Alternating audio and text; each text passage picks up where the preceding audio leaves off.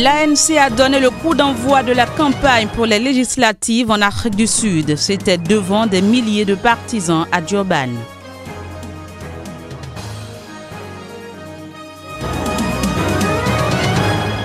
En RD Congo, une survivante du virus Ebola a donné naissance à un bébé en bonne santé, une première selon l'OMS.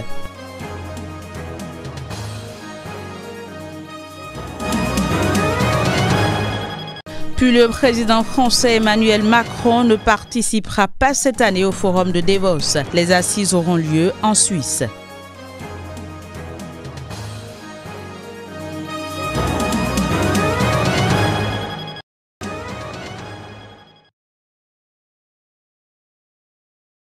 Le Congrès national africain ANC au pouvoir en Afrique du Sud a lancé ce samedi sa campagne pour les élections générales du mois de mai. À cette occasion, le président Cyril Ramaphosa a présenté le programme du parti devant des dizaines de milliers de partisans réunis dans le stade de football de Durban, la capitale de la province du KwaZulu-Natal. Un lieu stratégique pour l'ANC puisqu'elle est la deuxième région la plus peuplée du pays et le berceau de Jacob Zuma, encore très influent au sein du parti. Certains susurrent même son nom pour revenir au Parlement. Aux commandes du pays depuis la fin officielle de l'apartheid il y a 25 ans, le mouvement de l'icône Nelson Mandela sort affaibli des 9 ans du règne de Jacob Zuma, marqué par une litanie de scandales de corruption.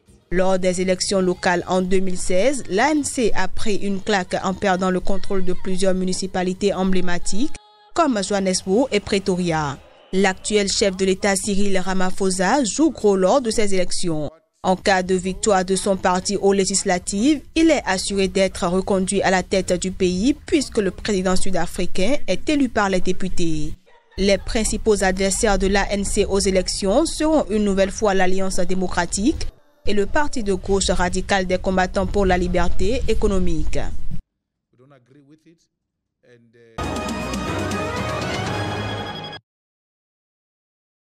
La République démocratique du Congo s'achemine vers une cohabitation sans précédent entre un président issu de l'opposition et le pouvoir sortant qui garde la majorité au Parlement. 2 jours après avoir proclamé la victoire historique d'un opposant, Félix Tshisekedi, à l'élection présidentielle à un tour, la commission électorale a donné les résultats des législatives qui donnent la majorité à l'Assemblée nationale aux alliés de l'actuel président Joseph Kabila. Liste des partis et regroupements politiques et candidats indépendants ayant atteint le seuil. PPRD, AFDC et alliés, UDPS Tshisekedi. Que la prestation des serments du nouveau président de la République, toutes choses restant égales par ailleurs, interviendra le 22 janvier 2019. Je vous remercie. À l'Assemblée nationale, les forces favorables au président sortant Kabila dépassent déjà le seuil des 250 sièges sur 500 au total, d'après un premier décompte de l'AFP à partir du résultat de la même série. La série n'a donné le nom que de 485 députés, car les élections de 15 d'entre eux ont été reportées dans 3 régions, à savoir Beni, Butembo et Yembi.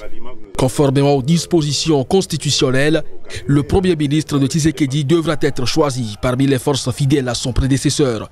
Le chef du gouvernement est issu en effet de la majorité parlementaire dans ce régime semi-présidentiel. Donné perdant, l'autre opposant Martin Fayoulou dénonce de manière bien plus classique des fraudes dans les résultats. Il doit saisir à cet effet la Cour constitutionnelle ce samedi.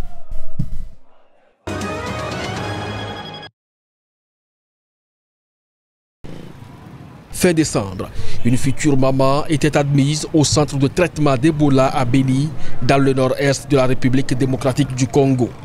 La réponse à la crise avait pâti des violences frappant la région à l'aube de l'élection présidentielle.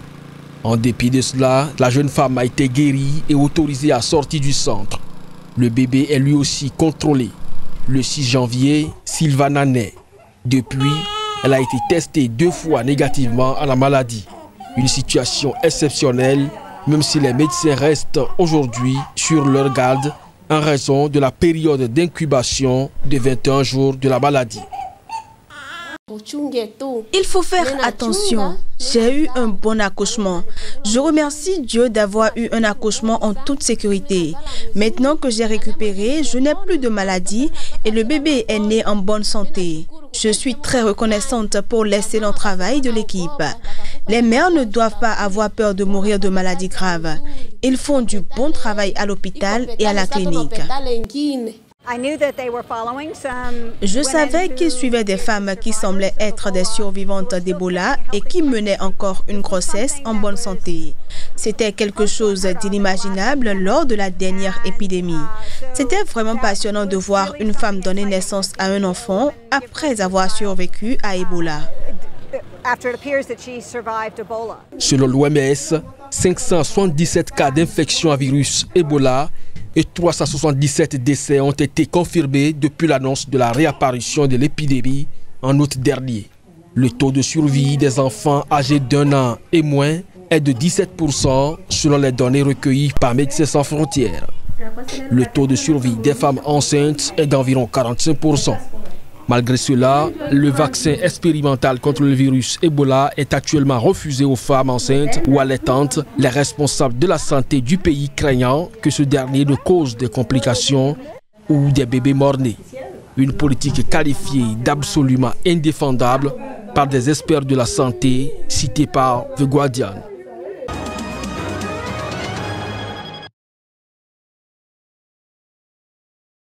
Plus de transparence dans le processus électoral devant conduire à la présidentielle du 24 février, c'est ce que réclame l'opposition sénégalaise, descendue par milliers dans les rues de Dakar vendredi. Ils protestent contre l'élimination d'un grand nombre de dossiers de candidature par le Conseil constitutionnel.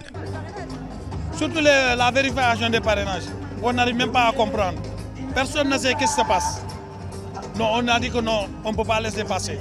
On nous répond quand on a déposé les signatures qu'on devait déposer au départ, on vient, on retourne, on dit que 34 000 de vos signatures ne sont pas bonnes. Je l'aurais accepté, nous pouvions l'accepter s'ils nous donnent les détails, ils nous donnent les explications fiables. Malheureusement, ces explications n'ont pas été faites. C'est ça qui explique. On ne sait pas sur quelle base certains candidats ont été éliminés. C'est ça le problème. Non, effectivement, il y a des gens qui se sont inscrits sur les listes électorales qui n'ont pas encore reçu leur carte. Sur les 27 personnalités ayant rentré un dossier pour se présenter à la magistrature suprême, seuls 7, dont le président Macky Sall, sont parvenus à recueillir le nombre nécessaire de parrainage, environ 52 000 signatures, un seuil fixé par une loi controversée adoptée l'an dernier, selon le Conseil constitutionnel. Le rassemblement était organisé par le Front de résistance nationale FRN, une coalition de 16 candidats de l'opposition qui réclame également depuis des mois le départ du ministre de l'Intérieur chargé d'organiser les élections, Ali Nguyen Ndiaye, jugé trop proche du président Macky Sall.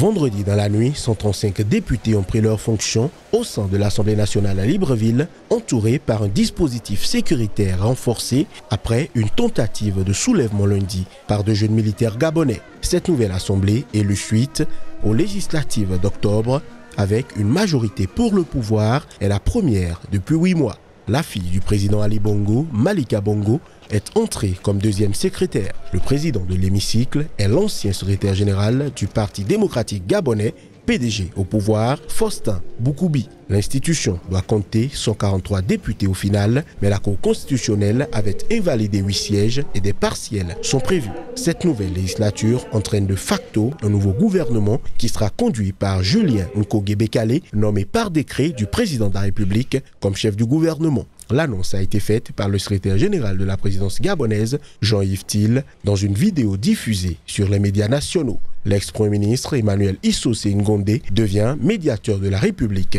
a ajouté-il. Un nouveau gouvernement est attendu prochainement avec un nombre de ministres plus restreint.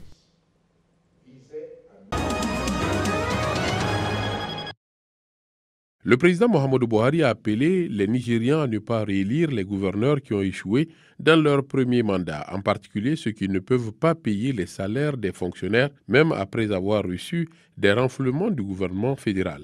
Le président Muhammadu Buhari, accompagné du vice-président Yemi Osinbajo, lors de l'inauguration du Conseil de campagne présidentielle 2019 au Centre international de conférence d'Abuja, l'ancien gouverneur d'État d'Ogun et le chef du parti au pouvoir APC, le chef Segun Oshoba, le ministre du Travail et de l'Emploi, le sénateur Chris Ngige, conseiller de la campagne présidentielle de 2019 et le ministre des Transports, l'honorable Rotimi Amaechi. Rappelons que les représentants du mouvement syndical et leurs alliés de la société civile ont manifesté publiquement lors d'une manifestation nationale déclarant qu'il n'y aurait peut-être pas d'élection générale pacifique et sans accroc le mois prochain si la question du salaire minimum national de 30 000 naira n'était pas résolue. Le président Muhammadu Buhari, qui cherche également à être élu sur la plateforme du parti au pouvoir All Progressive Congress APC, a déclaré que les voix des Nigériens devraient aller pour la compétence. Le président Muhammadu Buhari a enfin appelé les Nigériens à ne pas réélire les gouverneurs qui ont échoué dans leur premier mandat, en particulier ceux qui n'ont pas encore payé les salaires de leurs employés.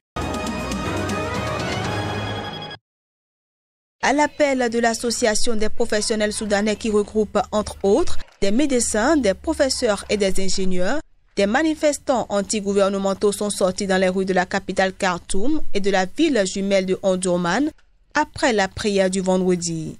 Les protestataires scandaient « Liberté, paix, justice » quand la police est intervenue pour les disperser à coups de gaz lacrymogène.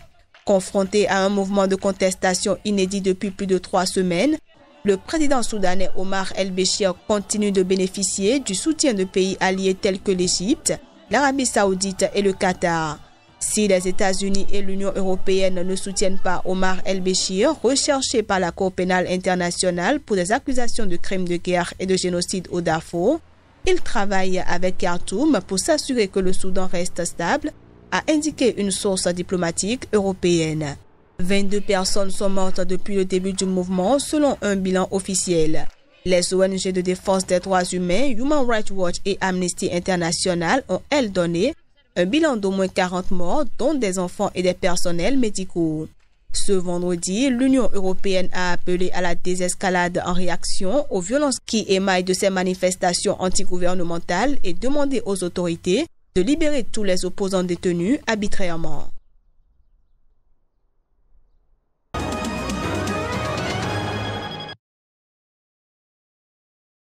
Le forum de Davos, qui invite cette année les décideurs à façonner une nouvelle architecture pour la prochaine vague de mondialisation, se tiendra en l'absence du président français. Emmanuel Macron, qui avait tenu l'an dernier un long discours à ce rendez-vous du Gotha de l'économie mondiale, ne sera pas présent en Suisse, où sont attendus quelques 3000 représentants issus de toutes les sphères, dont les gouvernements, organisations internationales, entreprises, société civile et médias. Cette décision intervient dans un contexte où il fait face à sa plus grave crise depuis son élection en mai 2017, avec la fronde populaire des Gilets jaunes qui manifestent depuis près de 2 mois, parfois violemment, en protestant contre la politique sociale et fiscale du gouvernement. Emmanuel Macron ne sera pas présent au forum de Davos qui se tiendra du 22 au 25 janvier, mais il réunira dans la période à Versailles, près de Paris, 150 patrons français et étrangers pour une nouvelle édition du sommet Choose France sur l'attractivité française. Il s'agit, selon le président français, de mettre en avant les opportunités dans les territoires en faisant connaître les différentes régions et leur savoir-faire. Y sont attendus des entreprises françaises de différentes tailles représentant le tissu économique en région.